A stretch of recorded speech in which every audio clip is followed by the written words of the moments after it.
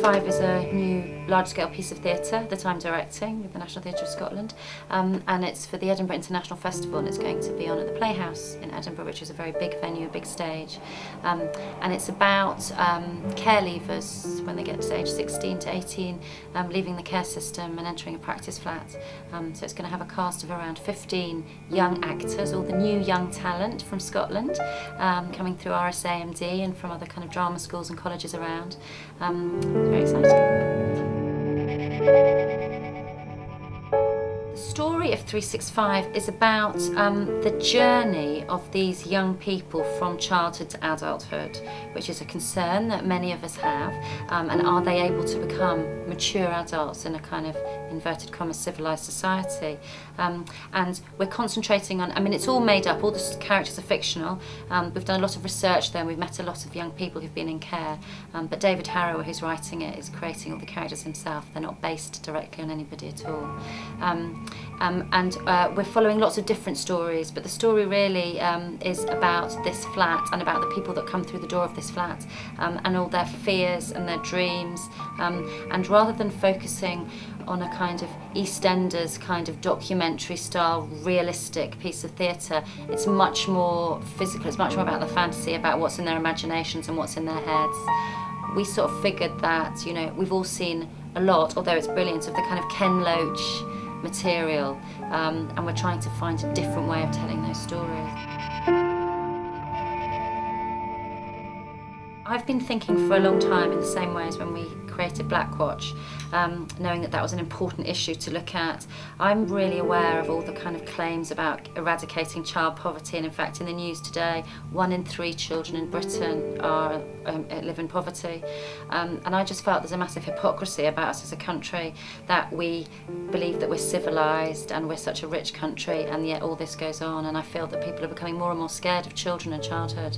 But I didn't know where to place that. I knew that that was important, but I didn't want to come up with some kind of sentimental piece of theatre about aren't children great, and you know. But then I was talking to somebody who's a trustee of Barnardo's, and she told me about these practice flats, and there's lots of different kinds of flats, but basically it's about these children who've been in care and where do they go to learn the skills to become an adult in an adult world. So we did a lot of research, we worked with a brilliant researcher, but what emerged during the research, which has become the most interesting thing and is going to be the story that we follow, is actually, although the children go into these flats to learn budgeting, and to learn how to cook and how to make cups of tea, actually they don't have the emotional skills often to be able to be adults, and that's the most important thing. You know, is how can you imagine a future, how can you work your way through your own problems, so that's what we're concentrating on. Jay's one of the kind of strongest characters to emerge, and she's a girl who's 16, and through all that we're going to have lots of different stories of lots of different characters that are peppered through it, but Jay is going to be the continuous story. So through Jay's story we understand what the flat is, and we understand where she starts. She sees the conventional beginning, middle and end, if you like, of the story. And Jay is somebody who, in the flat, wants more than anything to connect with her mother. So the story of Jay is about, she's not allowed to bring her mother into the flat because they've told her that's not good for her. So the story of Jay is about how she will try to connect with her mother, which is the only person she wants to have a relationship with.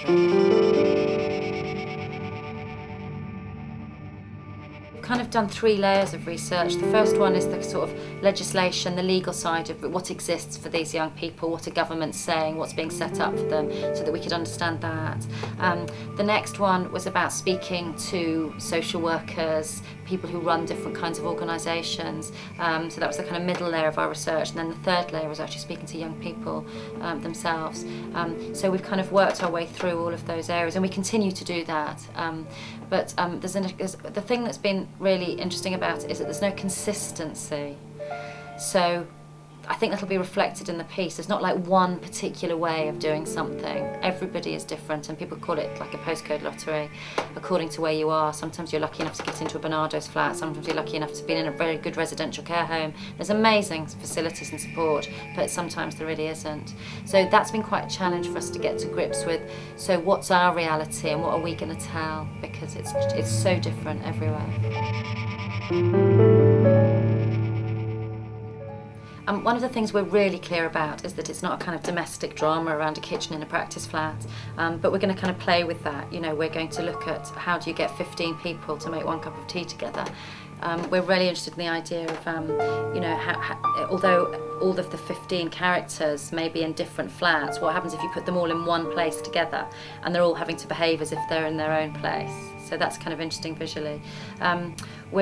The Playhouse stage is a massive stage, and what we're really playing with is the idea of this kind of flat, or these ideas exploded. We want it to feel quite epic, like there'll be a forest in it, and there'll be people kind of climbing through kitchen cupboards, and kind of as anything that can happen in the imagination of these children could come to life on stage in front of us. So it'll be quite physical. We're working with Stephen Hoggart, whose work our audiences will recognise from The Back Eye and Black Watch and Wolves in the Walls. So it's really interesting for us that it's not only that there's a kind of visual storytelling, which is a real freedom, I think, when you're looking at the lives of these young children, because it's not just about how they speak, and it's not just about how many times they swear and what they do. We're able to create a different vocabulary. And we want the piece to feel quite theatrically amazing, so people to feel quite thrilled by it. It really mustn't be a kind of doom and gloom piece. So the theatricality of it's really important.